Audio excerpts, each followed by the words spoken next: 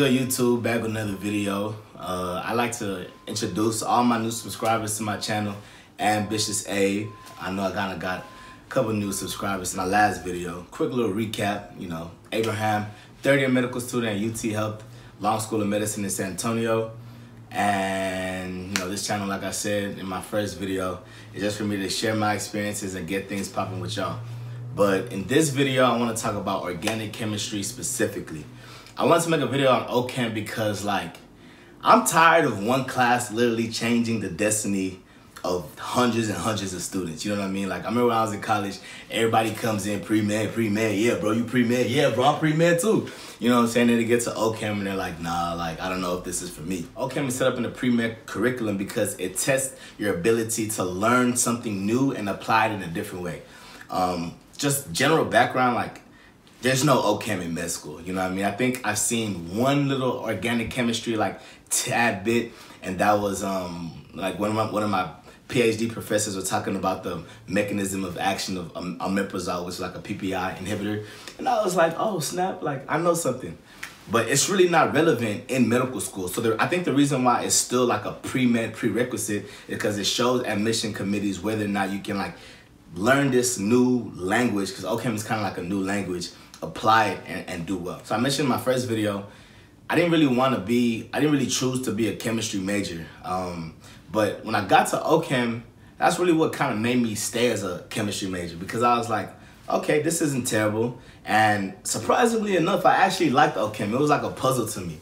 You know what I'm saying? It was fun. And I know that's crazy, but I feel like if you approach it in the right way, you can like O-Chem too. See, O-Chem is a different language. And another reason why I think it's hard for a lot of students is like you don't take the class and use the same skills that you use in your other classes like bio or history.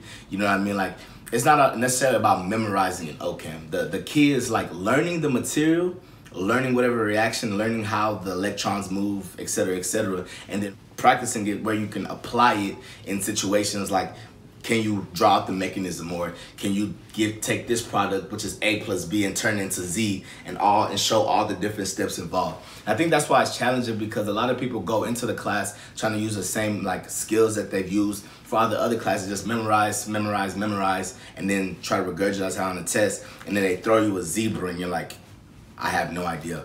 So I'm just gonna talk about how I think you can do well in O-Chem. And just a disclaimer, like, I took O-Chem like 5 years ago, 6 years ago. I don't remember every little detail. That's not the purpose of this video. The purpose of this video is for you to like have a systematic approach to when you get to O-Chem, like how you think when you get there. You know what I'm saying? Like, all right, this is how I'm gonna approach O-Chem, and this is how I'm gonna overcome O-Chem, and this is how I'm gonna end up eating O-Chem. So these are my tips for doing well in O-Chem. Number one, and I think this is the biggest thing, if you don't take anything else from this video, is don't go into O-Chem with the mentality of, oh, this class is so hard. Oh, this class is so hard. Oh, did y'all hear about O-Chem? Oh, bro, I heard about O-Chem. You know what I'm saying? I don't know if I could do well. It's O-Chem. Like, at that point, what happens is when there's a difficult concept and when there's like a challenging, like, you know, topic, instead of you focusing on, okay, what do I need to do to make sure that I learn this material, you get so caught up in, oh, this is so hard, and then the class is moving in such a fast pace, you get left behind, and then it's time for the quiz, time for the test, and you're just screwed. So it's important for you to go into O-Chem whenever you're in O-Chem, if you're in O-Chem now, to understand that, like, just like any other class, just like all your high school classes, every time you learn something new, you have the ability to learn it, you know what I mean? And understand that, like, it's okay to be behind. It's okay to not necessarily get it at first. That's natural. That's everybody. You know what I mean? But the thing is like, you have to put yourself in the best situation, a good position to learn the material, and then start to, you know what I'm saying, build on the things you learn. And if you're so focused and fixated on, wow, this is so hard, I can't get it, oh, I'm not capable, then you don't have a chance. Does that make sense? So mentality is the biggest thing in O-Chem. Same thing with physics, but that's not the purpose of this video. This video is just for O-Chem. But like, same thing with all of school, really. You know what I mean? Like, if you tell yourself that I can hit it, then you have a chance. Second tip to doing well in O-Chem is understanding, like, with any new language, it builds on itself. You see what I'm saying? So you're not gonna be able to learn how to do, you know, complex synthesis reactions, or know how to like seamlessly push electrons, or know what happens when you throw this molecule across a double bond versus a triple bond versus which thing has the lowest energy. if you don't learn the basics like first week, second week. And you have to understand that, like, okay, I need to make sure I really get it, really get it, you know, the foundational material, so that by the time like shit gets, like things get really crazy, then you can use that information and put everything together.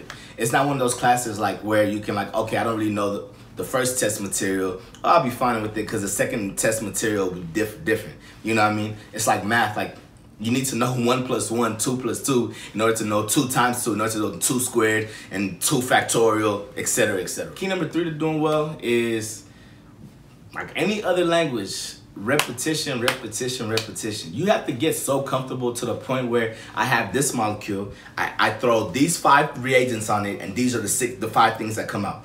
And I'm talking over and over and over and over again until it gets to the point where it's like, okay, I'm comfortable with this. When you get that down, at that point you can like start like doing, you know, the synthesis problems and like the working backwards things. But if you don't practice enough, you'll never be able to put that in your inventory to use those reactions in future situations. Does that make sense? So the key is just to do as many problems as you can, do as much practice as you can. Every time you're doing a reaction, like make sure you move the damn electrons, understand like what's supposed to happen, where it's supposed to happen, what's supposed to get kicked off, what's supposed to get attached. But the more times you draw that out, like get a whiteboard and just boom, boom, boom, boom, boom, boom, boom, the more sense it'll make. You know what I'm saying? I always think it's funny when people complain about homework, especially in college. Like, y'all, like, if your professor gives you homework, that's a blessing. Because at the end of the day, he's giving you practice. He's giving you the ability to like use the things to see what you know and what you don't know. And he's also giving you like a peek into his mind or her mind. You know what I'm saying? So if this is how he or her homework is set up, then you can kind of extrapolate and say, okay, I need to make sure I know this well because this is a similar style that I can see on my exams. You know what I mean? If you don't have homework, then you have a textbook, like do as many problems as you can in your textbook. If you don't have homework, that actually sucks. But like if you do have homework, like understand like this, don't complain about your homework. Do your homework with a good spirit, because at the end of the day, it's only in your benefit to make sure you know your homework, you can do it well, because then that translates to your exam. The thing about OCHem is once you put in the time, you've done your repetition over and over again, you've done your homework, you finally kind of understand the basics, and you understand like what happens when you add this reagent to this compound, what happens when you throw this across that bound, what happens when these things come together.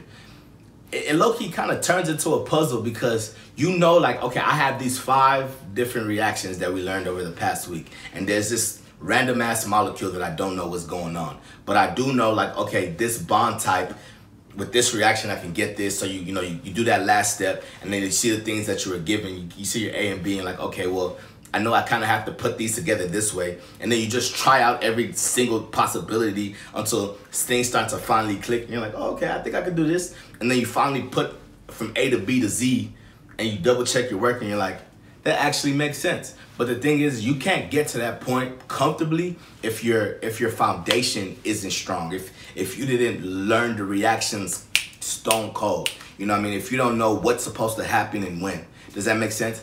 And I think what happens, why a lot of people don't do well in OCHem, because that foundation is shaky, right? And by the time your professor throws you some nonsense, you're like, okay, I don't know what that is, and I'm not strong enough to like just throw combinations together, and then you're fried.